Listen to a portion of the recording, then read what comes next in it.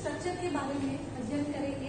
Last class में हमने देखा था कि कीटों की सामान्य संरचना कैसी होती है, फसलों को कौन कौन से कीट नुकसान पहुंचाते हैं और फसल को नुकसान पहुंचाने वाले कीटों का क्लासिफिकेशन भी हमने देखा था कि किस किस तरह के कीट हो सकते हैं।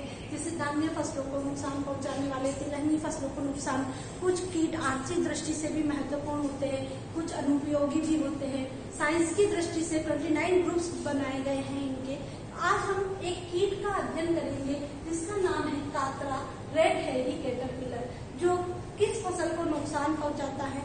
इस कातरा के अध्ययन के लिए हमने इन स्पेशल पॉइंट्स को चुना है। सबसे पहला पॉइंट है वर्गीकरण। इसे ऑर्थोपोडा के कौन से ग्रुप में रखा गया है, इसका अध्ययन करेंगे। देन वो किस तरह का दिखाई देता है, ये तितली है, श्लभ है, क्या चीज है, इसके बारे में अध्ययन करेंगे। फिर ये किन पौधों को नुकसान पहुंचाता है या पौधों की कौन सी सतह को, कौन से प्लांट की कौन से पार्ट को नुकसान पहुंचाता है, उसका अध्ययन करेंगे। उसके बाद हम इसकी लाइफ साइकिल का अध्ययन करेंगे कि ये किस तरह का जीवन चक्र चलता है इसका, कैसे ये अपने नए शिशुओं को जन्म देता है। और इसके बाद हम इनका मैनेजमेंट पढ़ेंगे कि हम इसको किस तरह से रोक सकते हैं। नेचुरली अगर हम आज देखें तो टिड्डी दल चारों तरफ से गिर रहा है और पूरी सरकार इसके मैनेजमेंट के लिए लग रही है। तो इस तरह के बहुत सारे कीट हैं हमारे जो हमारी फसल को नुकसान पहुंचाते हैं। उन्हीं में से एक है रेड हेयरी कैटरपिलर। तो सबसे पहले पॉइंट में आते हैं हम वर्गीकरण। हम सब जानते हैं कि कीटों को आर्थ्रोपोडा और इंसेक्टा वर्ग में रखा गया है। इस रेड हेयरी कैटरपिलर का नाम है एम्सेक्टा मूरी। एम्सेक्टा मूरी। इसे गण लेपिडोप्टेरा में रखा गया है।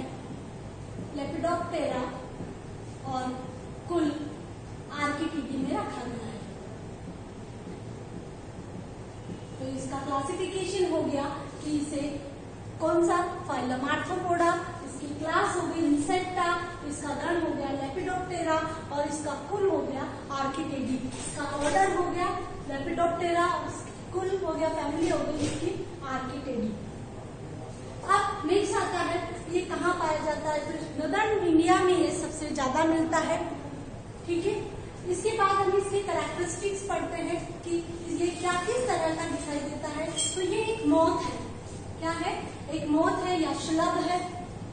श्लभ तुमने देखे होंगे तितली के आकार के होते हैं, तो ये श्लभ है और मीडियम बॉडी का होता है, मीडियम आकार का होता है इसके अंदर और बाई बॉडी होता है, बॉडी फिक्स्ड होती है इसकी। जिस तरह हम पढ़ते हैं कि कोई भी कीट जो होता है वो 3 पार्ट में डिवाइड है, इसका हेड, इसका थोरैक्स और इसका एब्डोमेन। इस तरह ये भी हेड, थोरैक्स और एब्डोमेन में बटा हुआ होता है। इसमें इसकी जो पंख है, इसकी स्पेशलिटी होती है कि इसकी जो पंख है, पंख के व्हाइट कलर के इसके पंख होते हैं और पंख के बीच बीच में ब्लैक कलर के स्पॉट होते हैं। व्हाइट कलर के इसके पंख और ब्लैक कलर के इसके स्पॉट होते हैं तथा इसके जो विंग्स का ये जो बाहरी किनारा है, मार्जिन है विंग्स के, और जो थोरैक्स का इंटीरियर पार्ट है, आगे का पार्ट है, स्कारलेट रेड कलर का होता है, थोड़ा सा रेड या भूरे कलर का हम कह सकते हैं उसको। इस तरह का दिखाई देता है ये गण। मोस्टली ये व्यस्क और इसकी लार्वल फेज दोनों ही नुकसान पहुंचाती है। हमने नाम भी इसका लिखा है रेड हेयरी कैटरपिलर। कैटरपिलर का मीन्स होता है लार्वा, तो यहाँ पर भी इसका लार्वा जो होता है, अगर हम इसके लार्वा की स्ट्रक्चर देखें तो इस तरह की लार्वा की स्ट्रक्चर होती है इसकी। और इस लार्वा के ऊपर लाल और पीले कलर के, भूरे कलर की लाल और भूरे कलर के हेयर्स निकले हुए रहते हैं और इसका जो मुंह होता है वो चॉकलेटी भूरा कलर का होता है या डार्क भूरा कलर का होता है, डार्क ब्राउन कलर का इसका मुंह होता है। ये दोनों ही इसकी फेजेज जो है ये नुकसान पहुंचाती है। तो हम इसकी स्ट्रक्चर देख चुके हैं। इसकी कैरेक्टरिस्टिक क्या है, सिलवाग शुगर में बटा होता है, मीडियम साइज का होता है, श्लभ होता है। इसके पंख जो होते हैं व्हाइट कलर्स के होते हैं और व्हाइट कलर पर ब्लैक डॉट लगे हुए होते हैं। पंखों की आउटर मार्जिन जो होती है जनरली रेड कलर की होती है या स्कारलेट रेड भी कह सकते हैं हम उसको। इस स्कारलेट रेड का थोड़ा सा लक्षण जो है इसके थोरैक्स वाले पार्ट पर भी हम देख सकते हैं कि इस थोरैक्स वाले पार्ट पर भी होता है। रेड हेडी कैटरपिलर जो है, इसका लार्वा जो है, इसका फर्स्ट, इसका मुंह जो होता है वो डार्क ब्राउन कलर का होता है और पूरे बॉडी पर ये रेड ब्राउन कलर के हेयर्स निकले हुए रहते हैं, जिसे हम लट भी कहते हैं। नॉर्मली हम जब खेतों पर जाते हैं तो इस तरह की लटें देखते हैं जिसमें लाल भूरे कलर के हेयर्स निकले हुए रहते हैं, वो इसी रेड हेडी कैटरपिलर की होती है। नेक्स्ट आता है पोषक पौधे कौन से हैं, ये कौन से पौधों को नुकसान पहुंचाता है या कातरा किन किन को खाता है।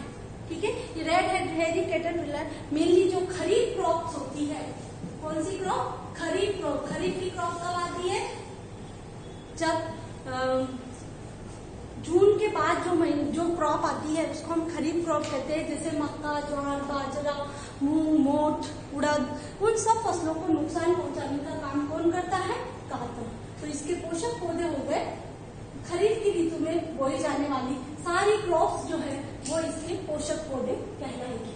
अब ये है कि ये कहाँ तक क्षति पहुंचाता है, किस किस को, पौधे के किस भाग को खाता है और किस भाग को नहीं खाता है। तो मोस्टली अगर हम देखें तो ये जो है सबसे पहले जब ये लार्वल फेज में होता है तो ये इस कोई भी प्लांट हो उसके जो सॉफ्ट ऑर्गन्स होते हैं, कोमल अंग जो होते हैं उनको खाता है या पत्तियों की पहले निचली सतह को खाता है।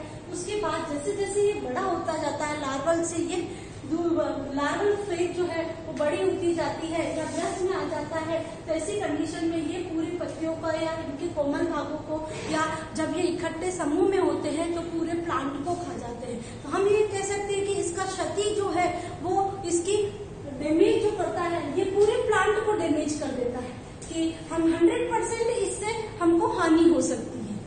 ठीक है, अब आता है इसका जीवन चक्र कि इसकी लाइफ साइकिल कैसी होती है। तो इससे पहले मैं बता दूं कि कल मैंने तुम्हें बताया था कि इसमें जो कायांतरण होता है वो दो तरह का कायांतरण हमने पढ़ा था, पूर्ण और अपूर्ण कायांतरण, कंप्लीट और इनकम्प्लीट मेटामॉर्फोसिस।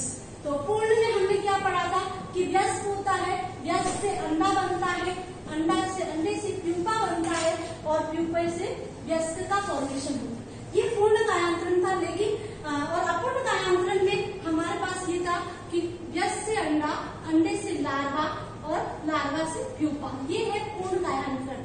और अपूर्ण कायांतरण में वयस्क से अंडा, अंडे से निम्फ और निम्फ से सीधे वयस्क का फॉर्मेशन होता है। तो दो तरह के कायांतरण कल हमने पढ़े थे। तो आज हम अगर इसमें रेड हेडी कैटरपिलर में हम देखें तो इसमें किस तरह का कायांतरण पाया जाता है, तो इसमें पूर्ण कायांतरण होता है, कंप्लीट मेटामॉर्फोसिस होती है।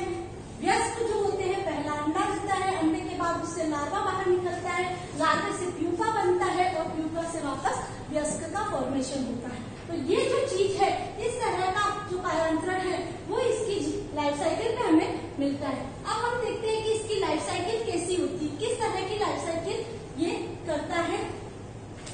तो जब फुल अच्छी बारिश हो जाती है तब इसमें मेल और फीमेल दोनों बाहर आते हैं, और बाहर ऐसे ही नहीं आते, मेल और फीमेल किसी प्रकाश स्रोत को देखकर, कोई लाइट ट्रैप होती है उसको देखकर, ये अच्छी बारिश होने के बाद, पहली अच्छी बारिश होती है जब वर्षा ऋतु में, तो ये मेल और फीमेल दोनों बाहर आते हैं, नर और मादा दोनों बाहर आते हैं, दोनों एक दूसरे के कांटेक्ट में रहते हैं, आकर्षण में रहते हैं और मैथुन क्रिया करते हैं। उस मैथुन क्रिया के बाद लगभग कुछ ही घंटों में मादा अंडे दे देती है, और अंडे मादा कहाँ देती है, लीफ की लोअर सरफेस पर देती है, लीफ की निचली सतह पर ये अंडे दिए जाते हैं। तो कितने घंटों में, कुछ घंटों में ही ये अंडे दे देती है और लीफ की लोअर सरफेस पर देती है। अब लीफ की लोअर सरफेस पर जो अंडे दिए जाते हैं, किस तरह के अंडे होते हैं इसमें, तो हल्के पीले कलर के जो पोस्त के दाने होते हैं, अफीम के दाने जो होते हैं उसके आकार के होते हैं और हल्के पीले कलर के।